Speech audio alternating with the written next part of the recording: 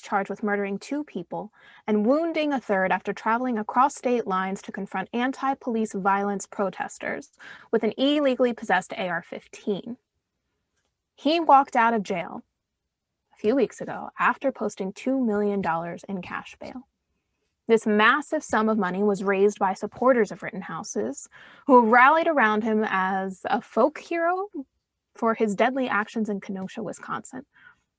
His ability to buy his freedom invited a biting comparison to the case of Khalifa Browder, who's pictured here, the young Black teenager who at the age of 16 was falsely accused of stealing a backpack and sentenced to indefinite incarceration without ever facing trial, all because his family couldn't afford to pay the $900 in bail that would have secured his release. Now, the primary factor that led to these different outcomes was money. The charges were completely different. We're talking about a double homicide versus a petty theft. Now, if this were purely a question of public safety or flight risk before trial, there's no reason to believe that Browder posed any. But Rittenhouse had access to money. Browder did not. And we could honestly spend a whole segment talking about why that was the case. Race, the publicity of this case, the sympathy that Rittenhouse was able to garner amongst white supremacists who could see themselves in him. But the difference is access is what makes for a really deadly injustice of a cash bail system that lets alleged killers like Rittenhouse go free while sentencing innocent people and those facing only minor charges to languish behind bars before trial. Now, some of you may know that Browder spent 3 years in jail, and most of those years were in solitary confinement. Again, all pre-trial, and all because he could not pay $900 in bail. He actually was eventually released when the case was dropped, and he tragically died by suicide a short time later. Well, so money decided the different fates of these 2 young men, because bail is not about what you did or whether you'll come back to court or whether you're dangerous or what's safe. Bail is about whether you have the money to buy your freedom back from the government. Let's think about that for a second. So making freedom about money is foundational to the 2-tiered system of justice in America. Freedom for those who have money, cages for those who don't. So around the country on any given day, this is impacting an astonishing number of people.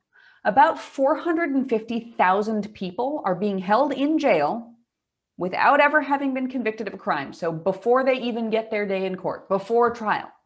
And the vast majority, I mean, I would argue that actually pretty much all of them are there because they can't afford the money to get out, like Khalif Browder. So do you guys remember the case of Sandra Bland? Super tragic case. She died in a Texas jail cell in 2015, 3 days after being locked up for, guess what? An arrest stemming from a traffic citation. It would have been shocking enough if Sandra Bland had lost 3 days in jail to a case stemming from a traffic citation, but she lost her life. She wouldn't have been there if she could have afforded cash bail. And who can't forget Layleen Polanco, a 27-year-old transgender woman of color who died in solitary confinement because she couldn't pay the bail that the court had set on old misdemeanor charges, not even a current charge, old misdemeanor charges. Do you know how much that bail was? $500. She paid with her life. So I don't need to tell you that this is a grave injustice on any day, but we are living through a pandemic year. And now in a pandemic, which is leading to thousands and thousands of infections, jails are hotbeds of infection. Each of those infections and each day in jail, therefore, could turn into a death sentence for anyone. It's easy to understand why jails are a breeding ground. Like you can't get access to soap, social distancing, masks, any form of sanitation. You're like sharing a toilet with 40 other people. There's no access really to outside air or freedom to choose who you're around. When we think about this, we're not just talking about like a few people. I mean, yes, we're talking about 450,000 people sitting in jail right now, but we're also talking about everybody who churns through those jails. Even when you sit in for a while trying to raise the money to get out, that becomes a risk to life and limb and health and all the rest. So the scale of the problem is really hard to hold in your mind all at one time. And here's the thing, and this is kind of a nuanced point, but this system is bad on all fronts. And it's because nobody should have to face the threat of death by this virus in jail. And they specifically should not have to face it when they haven't been convicted of anything. So I know we started out this episode talking about Kyle Rittenhouse, but ultimately, this system shouldn't exist for anybody, right? Like, he was able to go free. The same should have been able to happen for Kalief Browder, for Sandra Bland, for Layleen Polanco. It shouldn't be, if you have money, you go free. If you don't, you stay behind bars. Rittenhouse shouldn't have been spared simply because he could pay his bail, while others who are charged with lesser crimes, much lesser crimes, don't have that same privilege. And despite some of the national attention that has been drawn to this issue, and despite major efforts across party lines, to be honest, to scale back cash bail at the local level, all around the country, we've seen judges, prosecutors, police unions, elected allies clinging to this system despite the mountains of evidence that show that we don't need cash bail, showing that cash bail serves no benefit to public safety or the functioning of our legal system. So text messages, Alana, text messages are better at getting people to show up for their court date than any amount of bail. Text messages are better. Really effective. Yeah. And we've seen that with like local bail funds popping up, and the way that, once you give folks the support they need, so text message reminders. Remind them of their court date. Maybe that's a way to get them to come to court. Get them people come to court. Yeah. And by the way, we're talking about getting folks to come back to court, and that's sort of a specific New York thing. Because in New York, for example, the only reason by law that cash bail should be set is for that reason, to ensure that somebody comes back to court. But some counties, when it comes to bail, are worse than others. So according to a 2018 ACLU report on Allegheny County, Pennsylvania, prosecutors DA Stefan Zappala's office successfully requested money bail in more than a quarter of cases. And these amounts were often completely unaffordable. So really the goal of these amounts of bail are to keep people locked up for often minor charges. And of course, this has the worst impact on people of color. Alana, just a quick question. As a public defender, how often did it happen to you that the judge would say, how much money can your client afford? And you would have the frantic conversation with like your client and their family. And like, you'd go and you'd say, okay, judge, my client and his family can afford $200. And the judge would say $750 bail. Mm-hmm. Just to make it a little out of reach. Right. Like, you always have to round down. You think the question is about making it affordable. And actually the question is about making it just unaffordable enough. Right. So, when you're having those conversations, like, yeah, and anyway, so of course, real talk. Right. So of course, this affects people of color more than anybody else. So let's take a look at the numbers. In Allegheny County, population is only 13% Black. In that county, people who were accused of crimes were Black in 58% of the dockets in which cash bail was initially assigned. And in the jail population, 60% of Allegheny County's jail population is Black.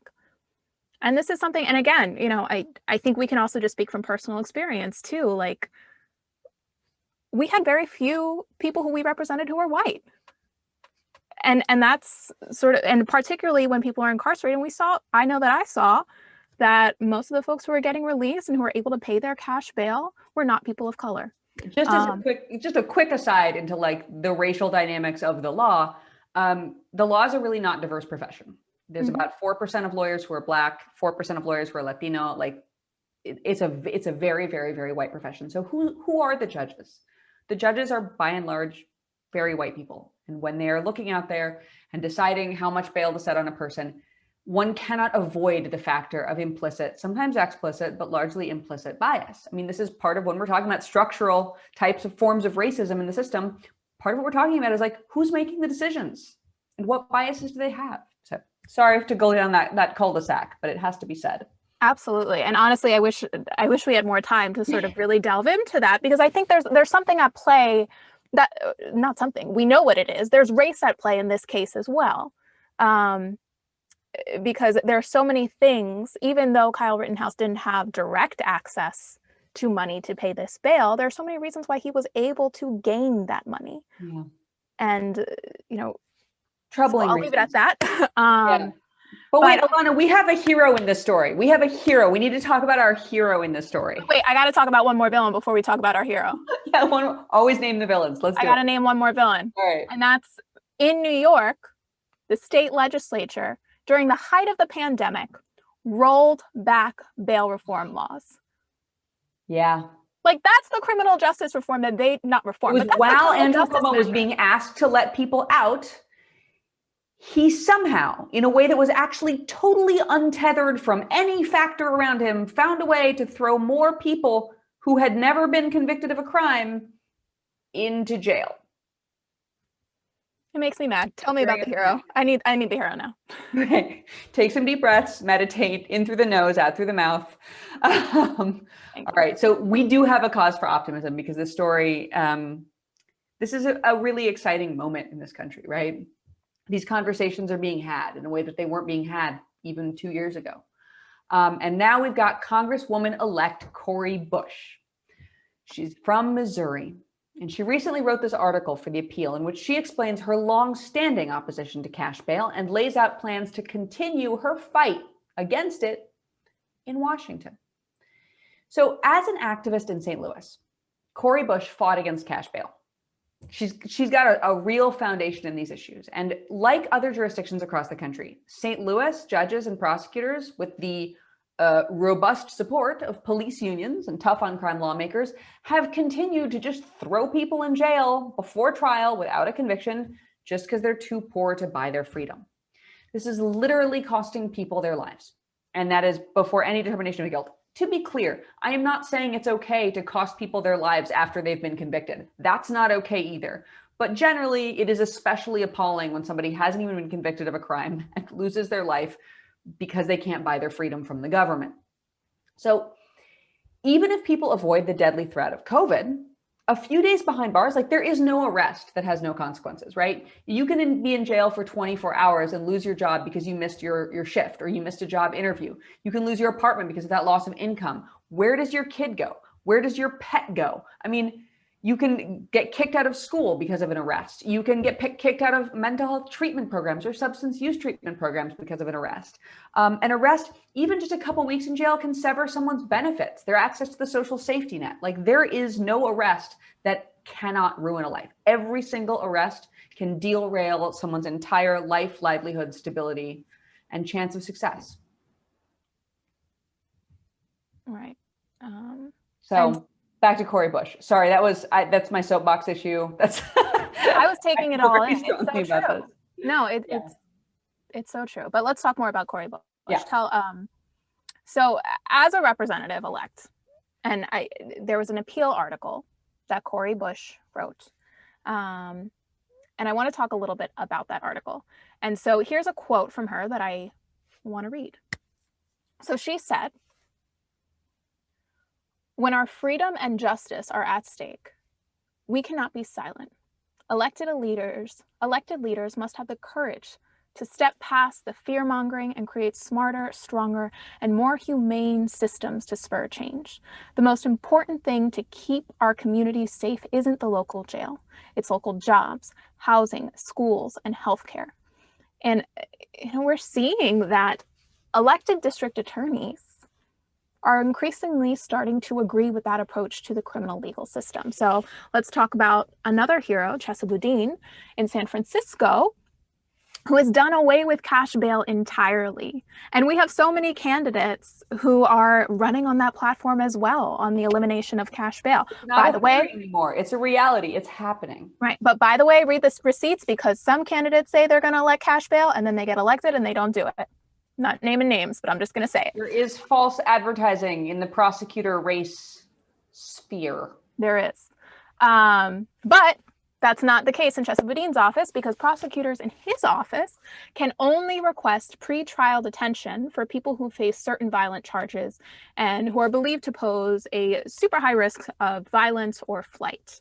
And so following that practice, if Chesapeake was the district attorney where Kalief Browder or Sandra Bland lived, neither one of those two would have been jailed.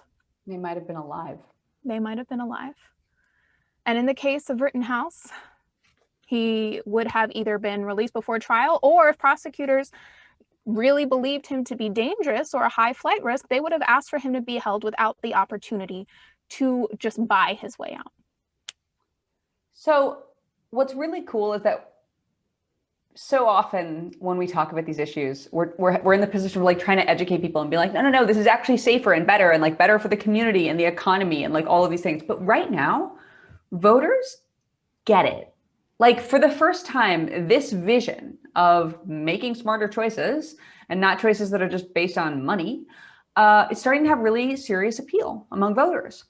Lawmakers like Cori Bush are cruising to victory on platforms that promise to do away with cash bail or create incentives for states and localities to do away with cash bail, and focus on reforms that will make our criminal legal system less punitive, more humane, and more effective.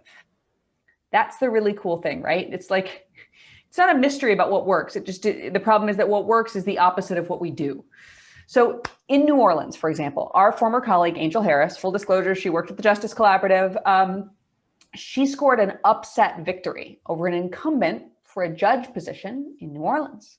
That's the Orleans Criminal District Court. And her platform challenged cash bail, challenged the whole cash bail system, vowed to pursue alternatives to incarceration in a state that remains the incarceration capital of America, and therefore, by extrapolation, the incarceration capital of the world. We fully expect to see this leadership pay off. We've seen other judges in other places run on platforms that they're going to let everybody who could safely be let go, let them go. In Cori Bush's appeal article, she acknowledges that while Congress doesn't have direct control over these systems or over local jails, it does have control over funding. And that funding can be used to incentivize states and counties to transform their local legal system, including by ending cash bail. So that's a really exciting moment. It's a moment when you, the voters, when we, the people, have the power to say to federal lawmakers, yes, we want those incentives. Yes, we want those grants. We can also say it in our local elections. We can say it to city councils and county boards of supervisors. We can say it in who we vote for prosecutor, vote for judge. Ask the questions about cash bail. This is a moment when this incredibly toxic, incredibly unfair, deeply racist thing could be ended by voters. Mm-hmm. And it's interesting too, Emily, because I think you and I come from a very sort of particular perspective where I think we, in many ways, doubt the efficacy of jails and prisons, and sort of come from that perspective. And maybe not everybody. They're really effective at doing harm and trauma. I will give them full credit for that. I mean, when you want a trauma machine, there's nothing more effective than a jail. Right. And I think we're on the same page when it comes to that. And maybe all of our viewers aren't there, but this is something that is so, I think, for anybody on any side of any aisle, it's very simple. Like, the amount of money you have shouldn't determine your liberty. And so while there are so many changes that we need to make to the criminal legal system, this is a perfect place to start. Eliminating the cash bail system, eliminating this system that lets people who are alleged killers go free while sentencing innocent people and those facing minor charges to languish behind bars indefinitely before trial. So the Kyle Rittenhouses of America shouldn't get access to a different justice system than did Kalief Browder or Sandra Bland or Layleen Polanco. People who are rich and well-connected shouldn't be able to buy their way into this different system of justice than those who have nothing. And so, and even though the system is unfair and ineffective, we continue to see prosecutors, judges, law enforcement, and their tough on crime allies and government fighting to preserve this status quo that is literally costing people their lives and not making anybody safer. But as you've said, there's so much reason for hope in the future under the leadership. This is a moment of great potential change.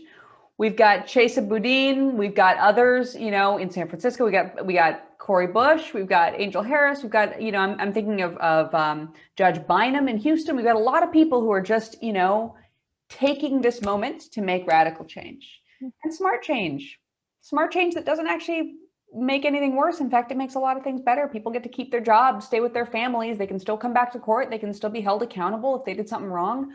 We just don't have to ruin lives to do it, because justice shouldn't be for sale. So that's our show. Cori Bush, if you are watching the show, give them hell in Washington, Representative-elect. We can't wait to see what you do. You can also join us again back here in a little while for a show all about clemency, another interesting, wonky, very cool opportunity for transformative justice in America. This has been the Appeal Live. I'm Emily Galvan Almanza. This is Alana Sivan, and we'll